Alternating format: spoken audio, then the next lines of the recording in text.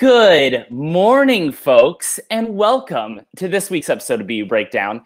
Now, normally this would be the time where I make a bunch of jokes, you log off and play Candy Crush. Now, as good of a plan as that normally is, this week I thought I'd talk about something special that's coming up.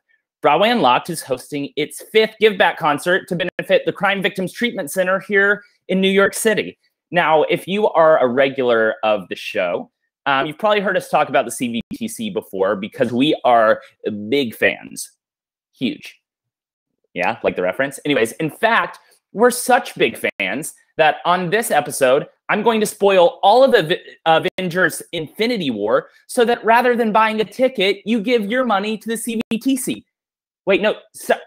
Look, don't log off. Seriously, it was just one joke. I had to throw it in there. Here, we'll keep going. On May 13th, the hashtag GiveBack concert will be live streamed across the country with performers like Riverdale's Casey Cott, Mean Girls on Broadway's Barrett Wilbert Weed, and they will be singing songs by the likes of Tom Kitt, Kerrigan and Loudermilk, and one of my favorite human beings, Nathan Tyson, and so much more. Now, if you are interested, we are going to post a link on the description of this video, as well as in the comments, so that you can go make a donation. The concert is going to be live streamed for free, but we would really love your help because we can't do it without you, and it's going to be a great time. Join us. So, without further ado, why do people say adieu? No one says adieu except in that exact phrase, and anyways, guys, here's our guest for this week. Let's pull him on up. Hello. Hi. Good morning. What's up? Guys, joining us this week is actor, photographer, and professional smolderer. We have Nick Coleman. Hey, guys. We have actor, joke writer, and in high school they were voted most likely to call out their teacher for making racist comments. We've got Jermaine Blackwell. It was college. No surprise there. And last, we have actor, director, founder of Broadway Unlocked, and as you can hear, currently trying not to die of pneumonia, we have Jessica Ryan. Hi. Good morning, folks. That was such a nice sound. I'm pretty. I really appreciate that, like, guttural going on. Oh, that's Bentley. Oh, and Bentley. Bentley was voted most likely to lick you in a place that made you uncomfortable. That was weird. So awful. That's what happens when I improv, guys. Sorry about that. Oh, no. Anyways, guys, welcome. Thanks for joining this week. I thought since we just made the exciting announcement about the Give Back concert happening, it's all in the press, it's being talked about everywhere. I thought that we would start off the show by talking about some of our favorite moments from Give Back concerts past. Jess, what has been, you've been with this obviously since the beginning.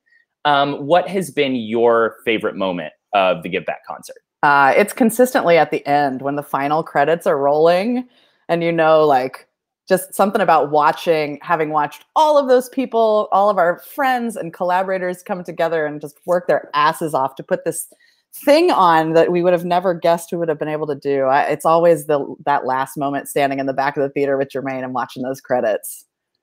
Yeah, I can only imagine after putting that much work into it that's actually also the first time that you get to breathe in like 4 months. Oh, totally. So. Yeah, absolutely. I also think the first 2 years, and even now to this day, I think, but I think the first 2 years we would be in the back, like teary-eyed, but then we would like pull out like our cameras and like Instagram, like to like not make us cry because we had to finish the damn show. True.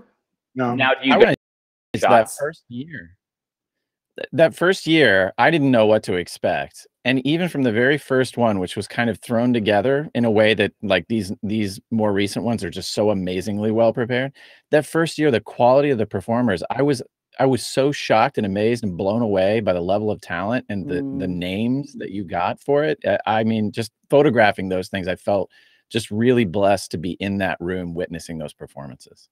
That's awesome. And I think that's a real testament too to, I mean, we don't have like a casting director or like fan people making these famous people show up. I mean, that's consistently each year we just happen through, you know, great references and friends of friends to find these incredible performers who like feel like it's worthwhile to get up on stage for this cause, which is a big deal, you know? I mean, right, that first year, totally. Kayala Settle was like a little unknown. Now she's a big star, performed at the Academy Awards, The Greatest Showman, This Is Us, This Is Me, rather. And she was a Twitter get. She tweeted Jess and was like, hey, like, I want to be part of your concert, and came, and then has, I think, done it 2 or 3 times subsequently. And so yeah. I remember watching from Missouri that year, and she brought down the house. I was like aware of who she was because I think Hands on a Hard Body was. That's right. It was that year. In that at the time. But like, I remember her singing and being like, "Oh my God, this woman is something else." She also, by the way, that year, because right before, I think we lost someone, you know, like right before the concert, and that's why we were looking for a new person. You know, with live streaming, you have to be careful about rights and stuff, so which is why we do all new musical theater. And so I have like very specific instructions on, at that time, the singers were picking their own song. So I was like, here's what you can do, here's what you can't do. Like, oh no, I'm singing Whitney Houston's Greatest Love of All. And I was like, oh, you actually, I would do that because like I could get the live stream. She was like, no, I'm singing that. I was like, okay. Yes, ma'am. Yeah, and that's right. When Kayala Settle says I'm singing that, you say yes, ma'am. All right. Jermaine, Jermaine, what's been your favorite memory?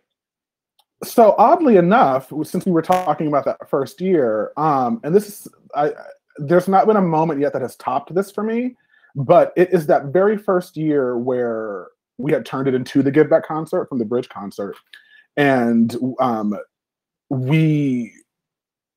it was all this idea of like, okay, we're gonna like go live via satellite to a university that won this contest that we had, and we didn't know if it was gonna work. We were just like, we hope it works. We hope that like the speed works, and then we go, okay, now we're gonna announce the winners from Missouri State University, blah! And it happened, and it worked. And I looked over at Susan Zanarios at the time, who was the person who ran the CBTC. And her mouth just dropped, and like my mouth dropped, and I almost got teary-eyed because I'm like, the technology this is about. And so that's so funny. See, I was like at Missouri State for that, and I don't think that I had any really idea that it wasn't gonna work. Which is really funny because like I think you guys were like, yeah, and then we'll throw it to you, and I was like, great, and then we'll talk, and then we'll throw it back. Cool, awesome, great. I like had no idea that there was a chance that it wasn't going to happen. Yeah, I remember the first time that you had for the show a survivor come on stage and speak and read. Do you remember that? I don't remember if it was a poem or if it was that was at 92Y Tribeca, and it was a monologue that was written based on a survivor's writing. Yeah, that's what it was. Yeah, and the power in that, and that recognition of this is all amazing. We're all enjoying this so much, but it's all happening for this reason, and knowing that the impact that this celebration, this concert can have, and the real help that it can give people. I mean, it hits you right in the gut, hits you right in the heart, and it just matters so much. People raising their voices to support people, it really does. Totally, and I would also like to say to people who have not seen the concert and will hopefully join us on May 13th. Obviously, we're in this particular time right now where we're talking about sexual assault and rape and violence and all of those things. This concert, though the topic is deep and heavy, this concert is particularly a celebration of the work that CBTC does and a celebration of survivors. So, May 13th, yeah. Yeah, Jess actually gave me a script for our crowdfunding video and was like, this is really heavy, so just make stupid jokes through it that we're gonna see if you can do that. Yep. And so I was like, great, stupid jokes, middle name. Carl Thomas, stupid jokes, Kyle Glenn. It's a very long name. Whoa. Well, there's a tongue got tired just like trying that. What the work of the CBTC does is to get people back to being able to live their lives in like this healthy, active way that people who have not gone through traumatic circumstances get to enjoy. So like that's the goal. The goal is to get everybody back to loving life and living life. And I mean, what better way to do that than to celebrate in song? And quite honestly, like not only do survivors need to like take heed of like what the survivors are learning at CBTC, I think the world could. Not wrong. Not wrong. Not wrong. Well, so all of that to say, check out our Give Back concert. We have the information in the comments. It's going to be great. And if you can give $5, that's amazing. If you can give $50,000, Jess will give you her personal phone number. She will probably pay you back. Wink, wink.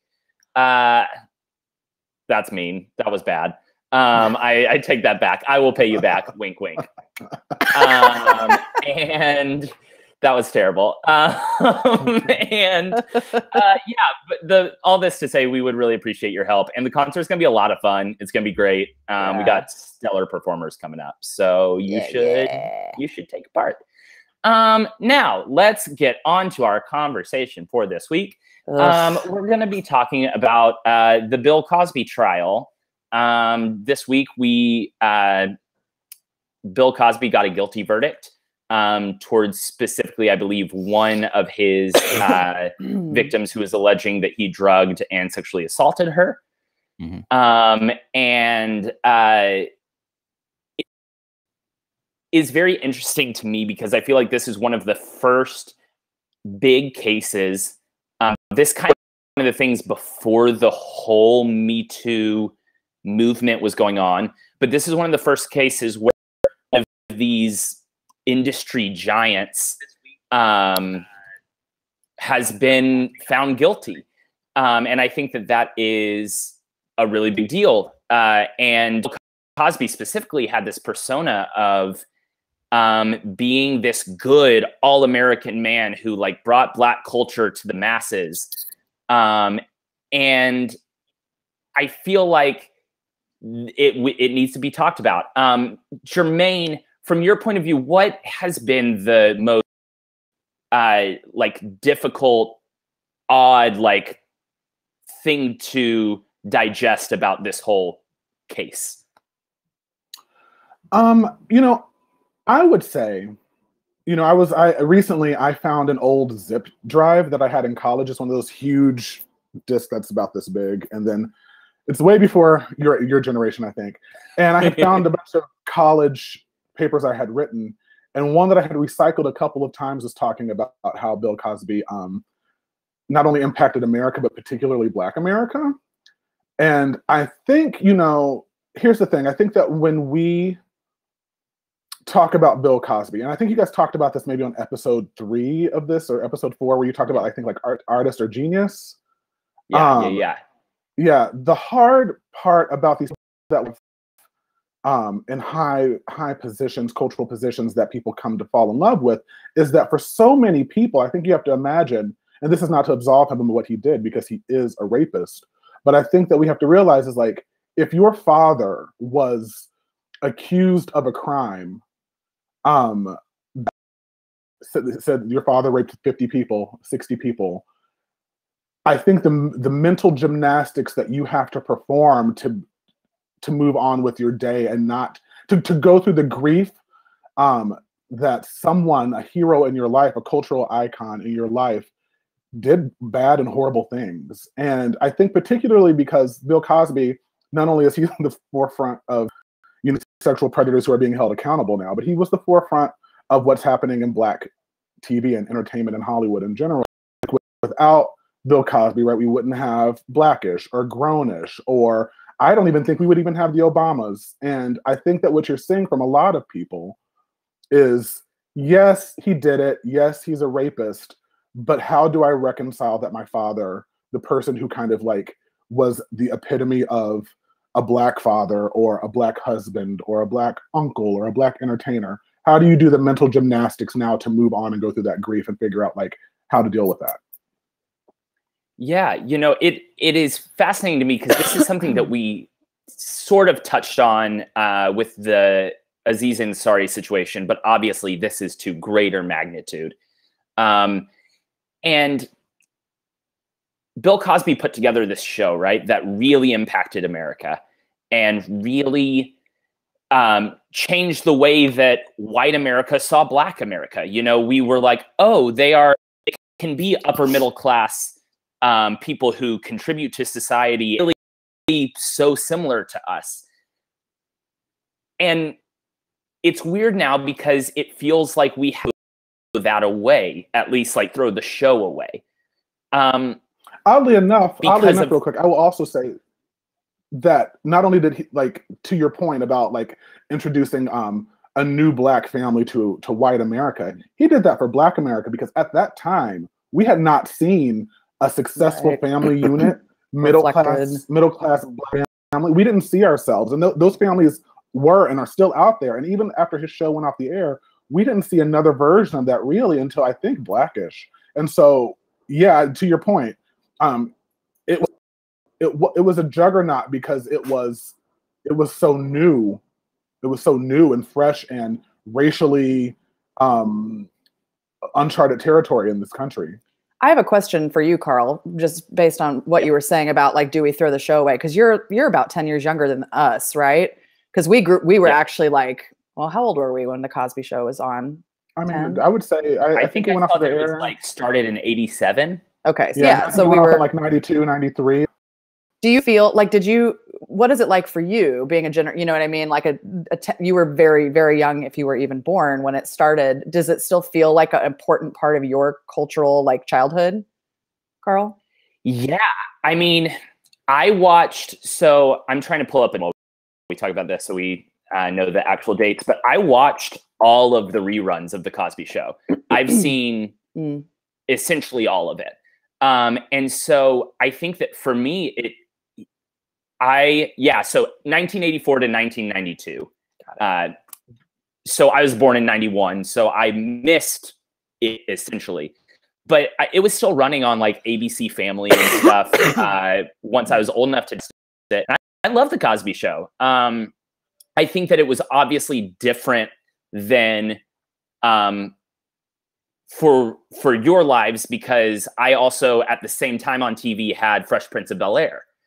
You know, had shows like that had climbed off the back essentially of the Cosby Show in so many ways. Right, like Family Matters and well, during the 90s, there was actually an explosion in Black entertainment that you have all these shows. You have Martin, you have Arsenio Hall, you have a ton of shows that happened in the 90s that were directly a result of the success of Bill Cosby. And unfortunately, a lot of that representation on television and the media has gone away. We lost all of those Black family shows. And I think, to me, like as a white person from middle America that grew up with that in my household and expanded my possibility and my family's possibilities of what it means to be an American family, I think it's really sad that we're missing that now from our culture. And unfortunately, the big thing that we have is this example of a Black man who raped women that reinforces these horrible racist stereotypes that exist in the mindsets of a lot of white America. And I think that is the really sad thing, is that people won't take away that he is a man that did this thing. There's a lot of America that's taking away that he's a Black man that did this thing. And I think that's the mistake. What it really is it's a man in power that did this. It's no different from the Harvey Weinstein allegations. It really isn't. If a man in power that took advantage of the knowledge that the women that he was doing this to would not speak against him because of. Right. And then you have additionally another subsection of people who I would love to know how slices up, like who these people are. Like you said, the people who are attributing this to race, and then the people who are like, oh, well, that are defending him, you know, that are like, well, why didn't anybody say anything until now? Which makes me fucking want to die. Yeah, I was watching The Talk the other day, and they mentioned this whole situation, and they interviewed a woman in the audience had something to say, and that was the first thing she said. Yeah. I was thinking about this today, like specifically. I don't know if you guys remember, but for everybody that's watching, like, I don't know, 6 months ago, I was at a roller skating rink in Los Angeles, the Moonlight Rollerway from Boogie Nights, in case you're curious, which is on a Saturday afternoon. Tons of kids there, and I got groped. An adult man purposefully ran into the back of me, almost knocked me over, and then like reached around and grabbed my boobs. It was awful. And it was weirdly, for such a small incident, really, really, really upsetting. And no one believed me at the roller rink. Literally got told I was making it up and I was so careful about how I did all the things right? Like maybe this was a thing and maybe it wasn't. I wanted to report it to you in case you hear about it again, from this guy, like whatever. And they still told me I was lying. If I am not believed about being groped at a roller skating rink, where by the way, there are also video cameras, by some random stranger, who the fuck was going to believe those women about Bill Cosby in his heyday? Get out of here. That's the especially important part of it, right? That he was literally one of the most powerful men in entertainment at the time. You can't just say, you really can't. I think we're getting lost on this idea that yes, he was a powerful figure in Black entertainment, and that is incredibly important. At that moment in time, in that snapshot in history, he was one of the most powerful people in entertainment, period. Well, and we don't have those people anymore. That's part of the thing that I think makes it hard for people to understand is like back in the day, you had like Johnny Carson, right? Everybody watched Johnny Carson because there wasn't that much else to watch in so many ways. Like Bill Cosby is another one of those people that if you had done a poll, it would have come back that he had a 98% approval rating. Like everyone knew Bill Cosby, everyone loved Bill Cosby. So like not only was he sorry, I was gonna say there were only what, like three broadcast channels, right? So like everybody's watching the same shit, right? No one's watching anything else. So like if you are whereas now everything is so diluted where if you're watching one show, like you might have like 5 million people watching this show. No, you have 30 million people watching the Cosby Show because they're not because it wasn't amazing, but because there's nothing else to watch. That was the culture at the time. Right. Yeah. And that's another thing that when you talk about the amount of power and the protection of Bill Cosby by institutions, by culture, by society, that's part of the thing that you have to remember is that at that time, the share of ratings that he had in the networks was in the tens of millions, and those are numbers that are not reflected anymore. Right. Like so, the amount of protection involved by people in power that wanted to protect Bill Cosby, you have to remember that, and that's I think where society is hopefully heading in a different direction now, is that we're valuing individuals more than we're valuing dollars, and that's the right direction. We're not there yet.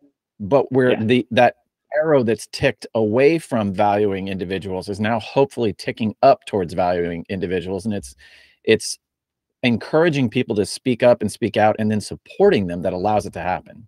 But I don't think it's because. I mean, I hope this is not the case, but I feel like the value system is not necessarily going to happen because these studios care about individuals. It's because people like us and people like our viewers are going to be like, hey, we're not going to accept this anymore. Like now we're talking about this. And when it affects the bottom line of a network or a restaurant or a university, that's when people will start making more value of it. But it's not, I don't think, because they care about the actual survivor or victim. Totally agree. And, it's as terrible as it is, it's something that if I can protect someone by making someone else care about their money, then I'll take that where I can. Because the way that I keep making this comparison, like not no one, but there's a majority of people, I think, who don't actually care about stealing. If they walked into a Gap and they really wanted that sweatshirt, they'd be able to tell themselves, oh, Gap makes millions of dollars. They're not going to miss this. I'm going to take it and nobody's going to care, right? The only reason that we that is seen as bad is because there is a law that says that is bad. And then if you get caught in that law, there is social rejection because of that. And finally, we are getting to the point where men are getting that social rejection if they are even just accused of sexual assault or harassment. And that's something that we hadn't seen in the past of America, is peers are finally saying either, hey, maybe you shouldn't do that, or hey, what you did was bad. And it's going to take a while of that, I think, for us to actually convince people that these things are bad and these people should be taken care of. And calibrating that, right? Like, because we're at a situation right now where, I mean, I am one person to say that I feel like people are hypersensitive, but I am also a person to say that sometimes if someone doesn't want to be called the N-word or a fag or whatever, like, maybe you shouldn't call them that. Like, that's not necessarily being like PC police. It's being like, hey, that's not my name. That's not the label that I want you to just prescribe to me. So like, I think that when we talk about what we're going through right now with these sexual assault cases and even racism, I mean, you look at the woman who was just pulled over, or her daughter was pulled over here in New York, and she started using her power as a woman in power to try to get her daughter off and get away, and she's the police officers. And what happened with her? She's completely, the culture said, no, girl, you need to simmer down now. Like, you're not going to do this. This is not what we're allowing anymore. And I think that, like, people are trigger happy right now, understandably trigger happy. But I think what's going to happen is, like, we're going to see this what we're seeing right now is this uptick of like social awareness, social calling out. And at some point we'll level out and figure out like, what is the world we actually want to live in? Yeah. I was just telling, oh, go ahead. Go ahead, Jess. No, Carl, go ahead. I was just going to say, the thing is like, I'm like, with wildfires, they happen because we haven't cleared out the brush in too long, right? Like, these wildfires that get out of the way are nature's way of resetting the forests.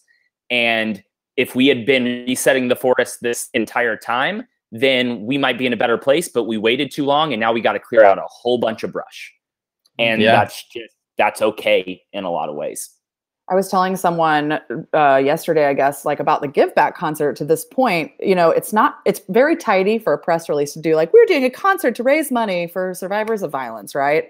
Not as tidy to try to explain, you know, what we do throughout this campaign beforehand and the concert, which is essentially, I think, similar to what Nick said earlier, just to try to like open the door for people to talk about this, you know, in order to allow culturally for more people to go get help when it does happen, because no one fucking talks about this shit. Do you know what I mean? And then you get these 60 whatever alleged Cosby accusers who, you know, it's all built up and snowballed. And so like, that's a big part of what we do with this concert is trying to like scale up people talking about it, because that's, like you guys said, how you get those repercussions, because a person with dollars on their mind as their bottom line doesn't actually care. They're only going to make a change if there's scaled pushback, right? And I hope that that's part of what we're doing, you know? And I think it's a little bit unfair to say that these people at the tops of these companies don't care. That's true. I don't think that's really it. I think what it is that they're trying to balance when you're ABC or NBC or some other huge organization.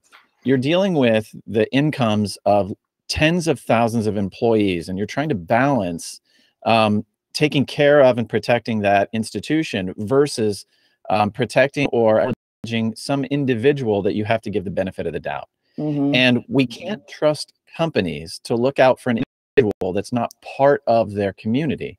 We as a community have to protect and support that person, because that's our job. And I don't necessarily blame a company for trying to protect its interests, but I do blame society for not protecting individuals, because to me that's where the letdown is.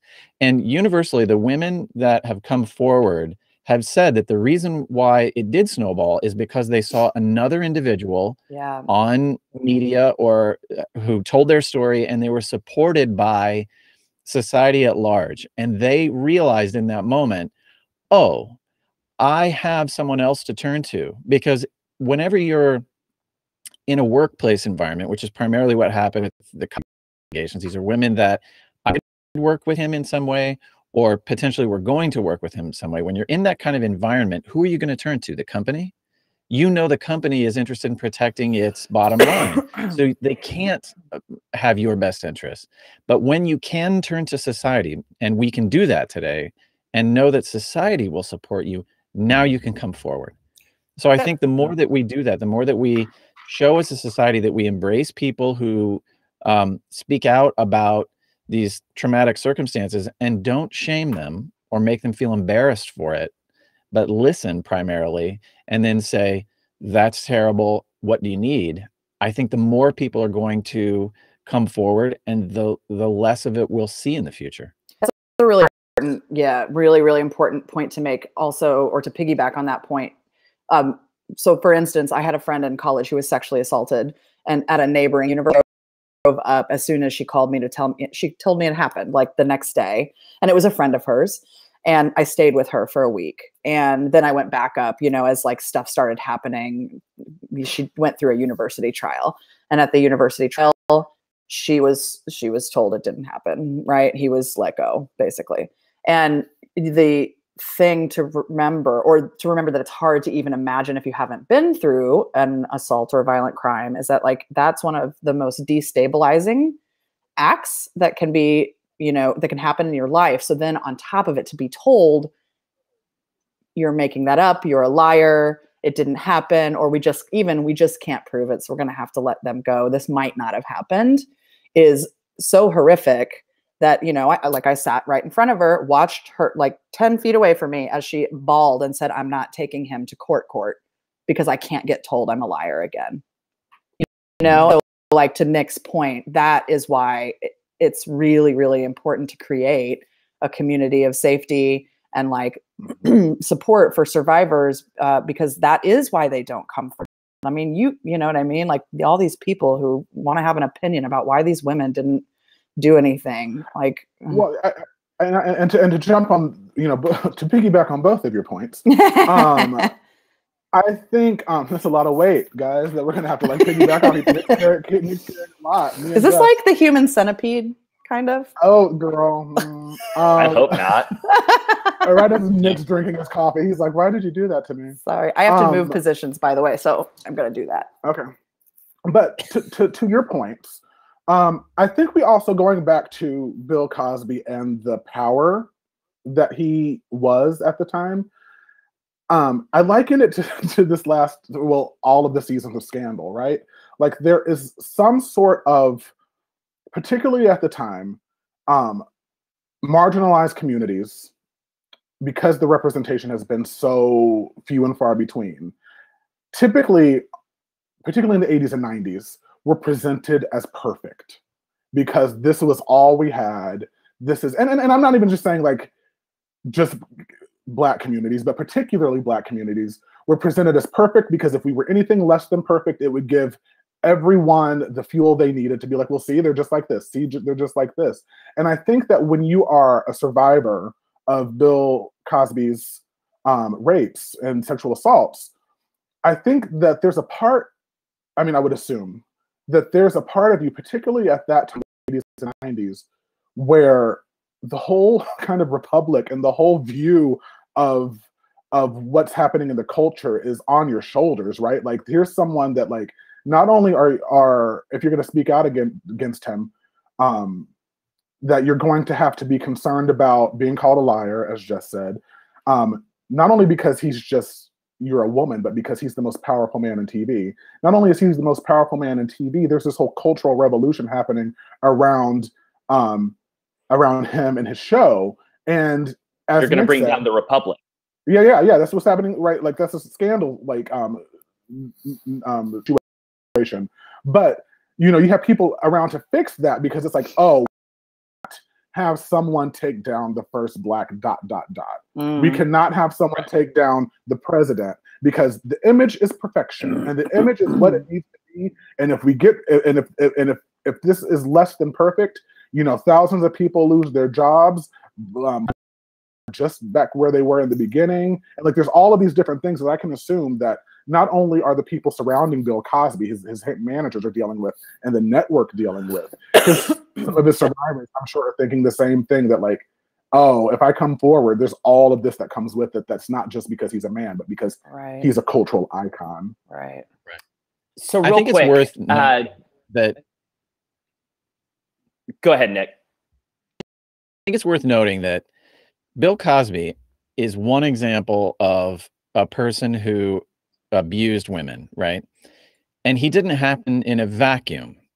I don't imagine that one day Bill Cosby woke up and decided, you know what I'm going to do? I'm going to go down to the drugstore and I'm going to get a substance that will knock a girl out, and I'm going to drug her and rape her. I don't think it works that way. So there was an evolution for him. At some point, he had some behavior towards women that amplified and magnified and amplified and magnified and became this situation where he was drugging and raping women. And I think we really need to note that more than anything else, that this started small and it became big. And it starts small and it becomes big with every serious situation like this. And society is absolutely outraged with those extreme examples. But we also need to be just as outraged about the small examples of violence against people, whether it's yelling slurs at trans people, or touching people inappropriately, or there's so many examples of just small pieces of violence that are normalized. Right. That's back to the roller skating rink, right? Like the example that was, and I still say all it was me getting groped again, but like it is the same transgression and act in a smaller instance than rape. Yeah. So real quick, before we finish up, I want to talk about how, so like we said earlier, this is kind of the first time that someone has been found guilty. One advance has been found. How do we how do we feel that this is going to affect the Me Too movement going forward? Because it seems now, I mean, these women were believed. As their attorney, that was one of the things she said after the verdict came out, is she was like, at the end of the day, women were believed, which is wonderful. But how do we think this is going to change things? I mean, I feel like this is kind of a big moment in a lot of ways. I'm curious to see what happens in this next week or two. Like if anything immediately starts happening, because people feel, well, I don't know exactly how to say it, but like I would guess, you know, the groundswell, the immediate like movement is important to jump on sort of what's happening. And I would be curious to see if other people come forward about other stuff in the next coming week because they want to jump on this, you know? Or even if more women come forward about Bill Cosby. Right. Yeah. Any lawyer that's watching this case that has clients of their own that are considering bringing charges, you know, a lot of people are looking at this as an example of whether or not case law supports cases like this, especially because that case that was brought against Bill Cosby was literally filed on the last day that it could be filed under the statute of limitations. So I think a lot of people are examining this case to determine next steps to take. That's why it's so important, is that it's not just an example of a man in power, but it's also an example of looking back in time and making amends and making right what was never made right. So I think it's monumental. I really do, for that reason. Just on the there's technical finally precedent. Yeah. Which, once again, you know, 30 years later, Bill Cosby finds himself, you know, the forefather of some other bullshit. Well, and you know, something that is kind of fascinating is that a lot of times with serial killers, they create this public persona that helps protect them. You know, the BTK killer was part of his neighborhood watch, and was this like a wonderful member of the community. And in a lot of ways, that's what Bill Cosby created, but on a massive scale. You know, part of what made it so hard to bring him down was that he started building this persona of him that obviously wasn't real, but that said, oh, I'm so kind, I'm a good father, I'm a good husband, I contribute to society, so I can't, there's no way that I could do those horrible things that people might say I might do. Where in reality, it seems more and more that he wasn't that person at all. But right, and to your point though, earlier about looking for the signs, right, of like the small version of sexual assault and aggression. We have to also remember, and this is not, like I said, to absolve him of anything, but those small little things that we were talking about earlier that are not really that small, but smaller than rape, those were acceptable in the 60s and 70s when like Bill Cosby was starting his, so like for him it's like we're like I said, we're in this situation where people want to call PC police, but we're in a situation where people are saying, you know, I didn't know it was wrong to call you that. I didn't know it was wrong to touch your boob. I thought women liked that and all of these things. And I think that like for us, because we grew up in most of us grew up in such a different time, that it's hard for us to be like, no, like, of course it's not okay for you to call me that. And of course it's not okay for you to like talk to me that way because I'm a woman, or touch me this way because I'm, and what we know is that you look at all of these older men, you look at the Charlie Roses, and you look at all of these men who kind of got their teeth in the 60s and 70s, and that was the culture. And so like for them, they're just like, no, I wasn't doing anything wrong. Now, oh, sorry, go ahead. Oh no, go ahead. Finish up. No. I was going to say, no, go ahead. I was going to say that I think that in the 60s and 70s, because they didn't necessarily think they were doing something wrong, but in the same way knew it was wrong because they were keeping it a secret. Yeah, like there wasn't a middle ground. It was like where, you know, I'm allowed to say that my secretary's a piece of ass. I'm allowed to touch her. I'm allowed to make moves on her. Where's the line? I'm allowed to sleep with her. I'm allowed to force her to sleep with me. You know, like back in that time, it wasn't a clear, because some people were doing bits of all of it and were still rising to the top. And there was no clear moment of like, this is not okay. It's to your point, sorry, real quick. It's to your point earlier before we started the broadcast, Carl, like, remember that you said, it's because he's black, right? Like there's something about... I said that as a joke. I didn't actually say that. No. He was talking about a family member, and like the person, there's lots of people out there that'll be like, because he's black, and they whisper it like it's a secret or it's a bad thing. And I think that, right, like the 60s and 70s, it was a lot of like whispering because they knew might not do well. I had a really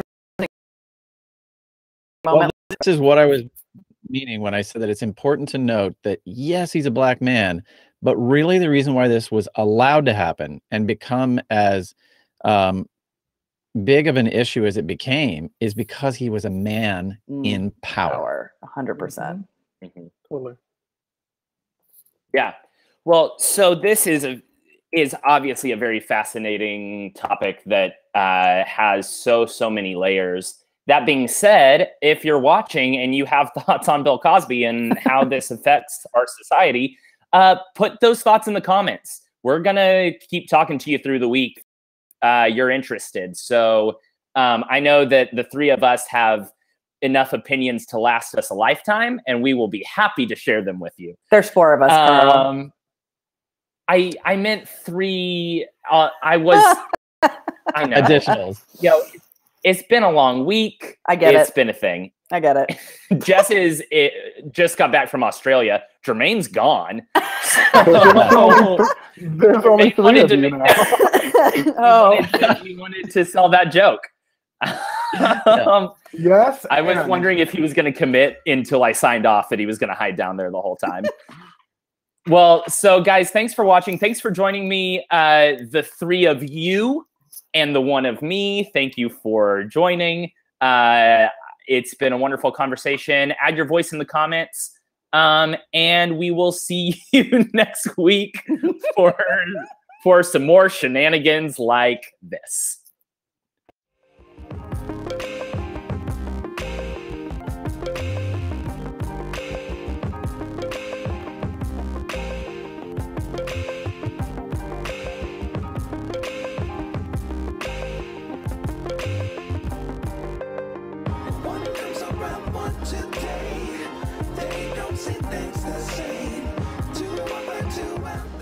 Hey guys, thanks for watching. By the way, here, the hashtag GiveBack concert, it's happening May 13th. Make sure you like our Facebook page so that you get all the information. Also, share this video. We'd really appreciate it a whole lot. We'll see you next week, Sunday morning, 10:30 a.m. Eastern Time, right here